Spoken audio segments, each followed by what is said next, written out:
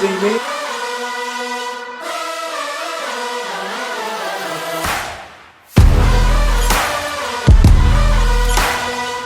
So bring love. What good trouble started in 1998 in Neptune? This was the resolution.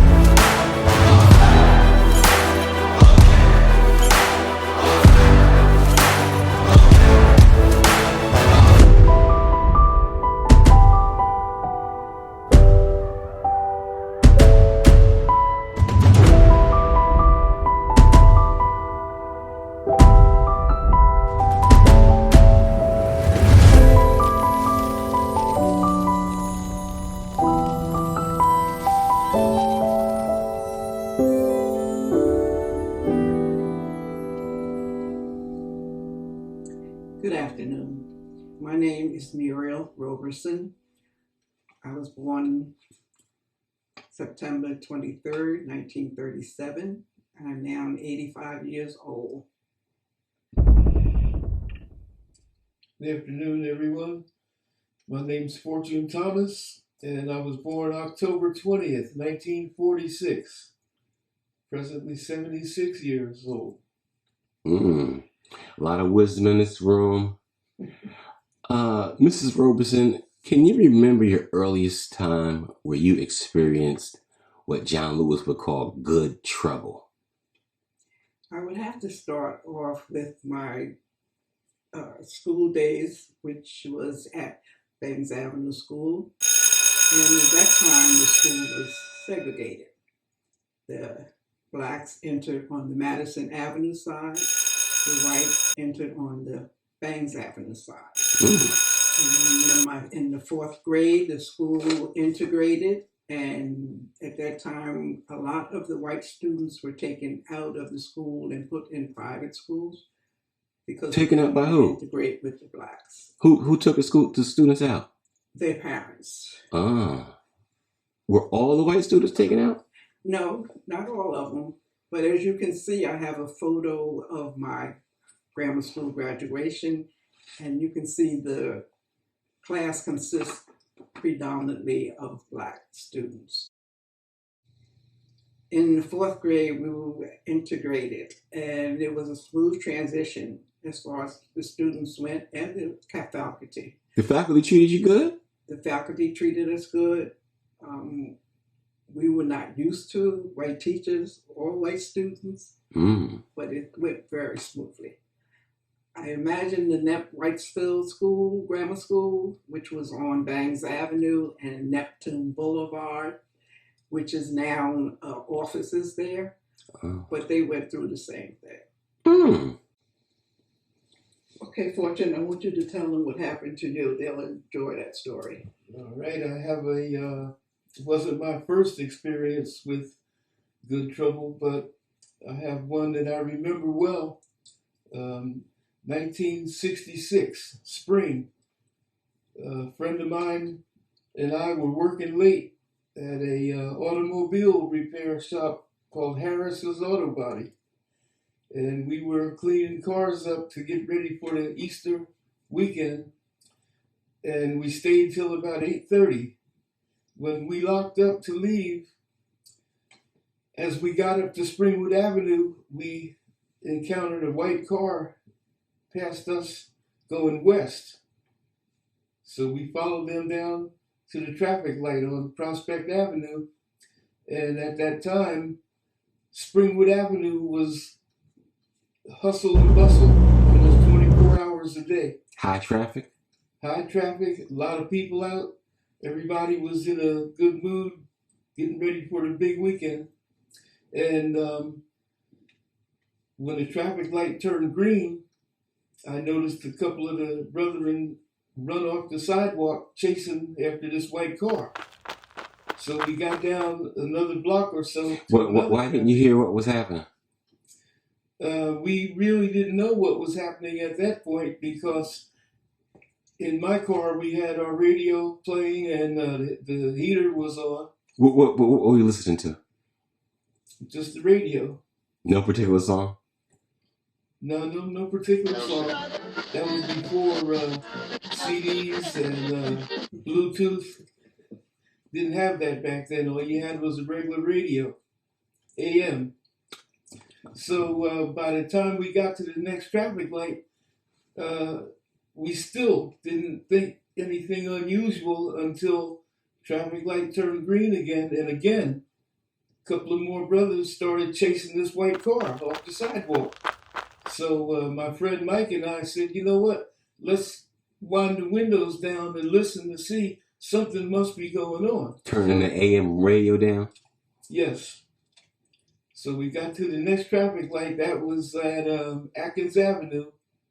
And we listened and we couldn't hear anything. And then as soon as the traffic light turned green, you could hear a voice clearly say, hey, you black effing niggers. And a couple of brothers started chasing this car again. So once we heard that, then we started chasing them. And we chased them all the way down Springwood Avenue, Highway 35, and they turned right, going north. We followed them, we chased them all the way down Highway 35, and then ran them off the road at the Coca-Cola plant, right on 35. You ran off the road? Yes, we did. You making a citizen's arrest? It was not an arrest, it was an assault. But as we exited our cars, we realized there was 4 of them, only 2 of us. And so Mike pulled off his belt, wrapped it around his fist, and he had a knife in his other hand. And so he let them know under no uncertain circumstances, this is not Mississippi here. We don't play this in Neptune. Okay. And at that point, we thought that the situation was going to calm down. All they wanted to do was leave. The 4 of them. Yes, and we felt like that was a good idea because there was only 2 of us. But at the last minute, one of their members called Mike Lawrence a black Maryland farmer. And right at that point, that's when Mike threw a right hand, punched him in the face, and he went down on the ground, and then the fight was on. And we fought out there for at least 20-25 minutes before the Neptune police came. And once the police department came, 2 white police officers showed up, and one of them knew me personally because my brother-in-law was also a Neptune police officer. So they gathered us all up, took 4 of us to police headquarters, 2 of the white men, and Mike and I. Why only 2 of the white guys? 2 of them had to go to the hospital to get stitches. So we went down to booking and gave our view of the incident that night to the police. And about 3 weeks later, we had to go to court to explain our actions. And Judge Laird asked them for their interpretation of what happened. And they accused of us just for no reason, chasing them, running them off the road, and attacking them. Then he asked us our interpretation of what happened. And we let the judge know that they were driving down Springwood Avenue, calling black people out of their names. Racial slurring? And we decided that we wanted to take a stand and confront them on what they were doing. A citizen's arrest? No, it was more of an assault. Okay, you sticking with that. But when the judge heard both of our testimonies, he pondered the thought for a minute, and he turned his chair all the way around backwards, and we couldn't see him for a couple of minutes. When he turned back around, he said, you know, I'm having a problem here. It seems like you two guys, include pointing to Mike and myself, you could easily just turn and go in a different way, and this confrontation would have never happened. But you chased them. You admitted in your own testimony you chased them down Highway 35.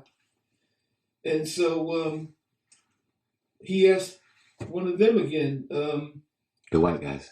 The white guys. Had you been drinking that night?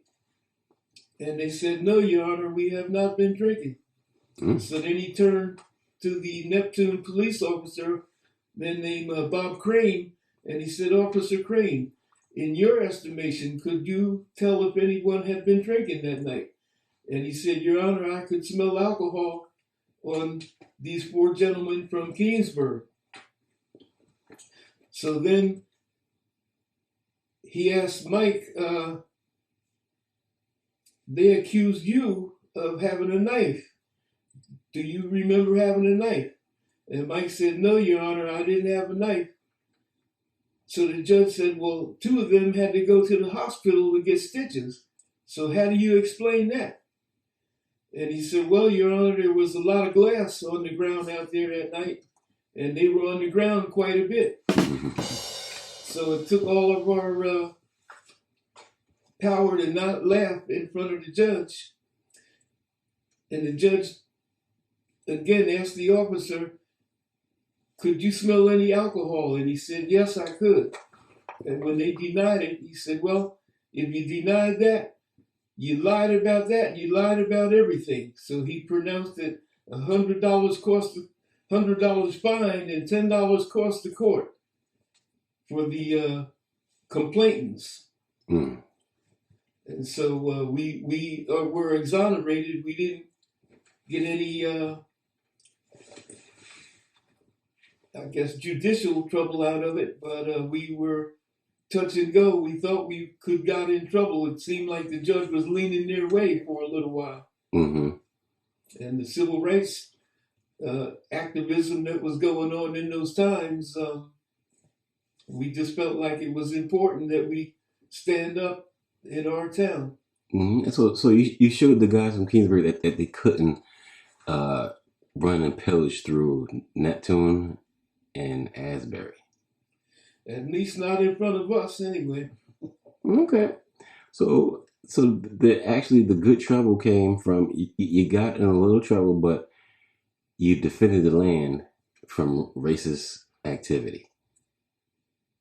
Yes. Okay. Hi, I'm Marilyn Griffin, and I was born in the 40s, and I have a lovely story to tell you about some good trouble. Miss Marilyn, what do you remember about the school system back in those days? Oh, well, there's so much that I remember, especially about Ridge Avenue School. Matter of fact, I can even remember the first day that I went to kindergarten, and it was Miss Neal. And I was so excited. They had like something called the Jungle Bars, and they had the sandbox. And I was so excited to be in kindergarten.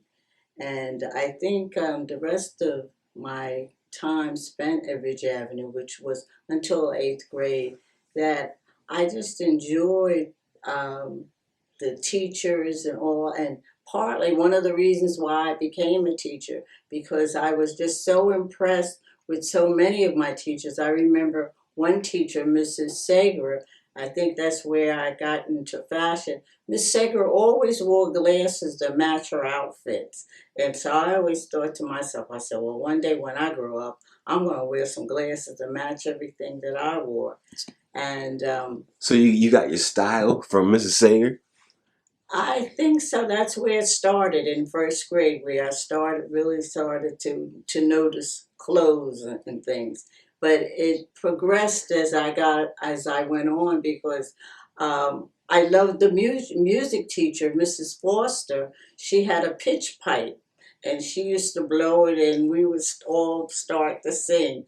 And at that one point, I thought I wanted to be a singer. Because I liked Miss Foster. She was the music teacher. So Ridge Avenue was very inspiring, and it was a good place for you. Yes, it really was, because I don't know how the elementary schools are run now, but in Ridge Avenue we had cooking class and a sewing class, and we even learned how to sew, and the funny things that we made, we even got a chance to model them at the end of the year. So it was really a lot of fun at Ridge Avenue. And the other thing I think I really enjoyed more than anything is that at the end of the year, we always had a great big game and picnic and stuff on the playground at the end of the year. It was so much fun. Now, Ridge Avenue, was that an all-black school?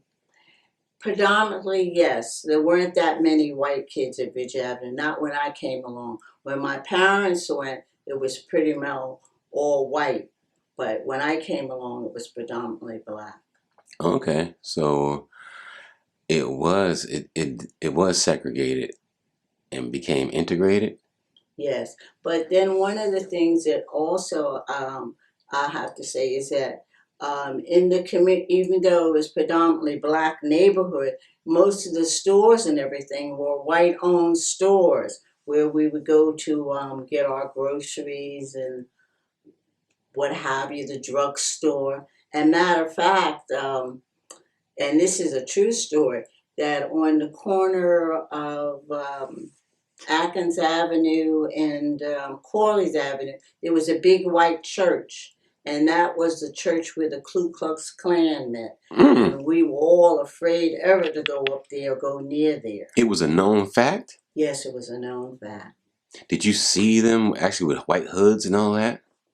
As a kid, I can remember, and we were coming out of the corner or something, and my grandmother just like hid my face, and she just ushered me right on down the street. And that's the memory I have about that Ku Klux Klan and burning the crosses and stuff there in Neptune. Hello, I'm Keith Robeson from Neptune, New Jersey, born 1956. Okay, the topic is good trouble, black resistance in the Neptune and Shore area. What do you remember about the black resistance in this area? Well, I do remember back in 1970, 69, 70, they had the riots on Springwood Avenue. And I was just a kid then, but I do remember it distinctly. The sirens, the fires, the burning up of half of Springwood Avenue. I mean, people walking around with crates of liquor, TVs. Looting? Oh, yes, a lot of looting. And again, I was a kid, so, my father kept me close to the house. But I do remember him at that time walking around with a sidearm. He has never done that. He walked around with his .45 and his holster on his hip. I guess just in case it bled over to Leonard Avenue, Monroe Avenue, where we stayed, which was only a few blocks from the riot. Yeah, those were some horrible times. I remember the state troopers. They stopped all the incoming traffic in the area. People couldn't come in. People couldn't get out. It was pretty bad. How many days was the 1970 riots? This went on for 3 or 4 days. Wow. It went on for 3 or 4 days. And it came to a halt when, the blacks tried to go across Main Street. Main Street was the east side. And to me, it seemed like they let them burn up the west side. And once they tried to cross Main Street to the east side where a lot of the white stores were, the cops stopped using rubber bullets and they started using real bullets and cramming people upside the head. So it got pretty bad. Oh my really goodness. Defend that side of town. Wow. Okay. Now, and you were a kid then. I was a kid. I was young. Then a few years later, over in Neptune High School, they actually had a big fight, or you could call a riot. I do remember that, where they had a place in Neptune, in the hallway of Neptune High School. They had a place called the Jungle. The Jungle was a place where the black kids hung out, and it was like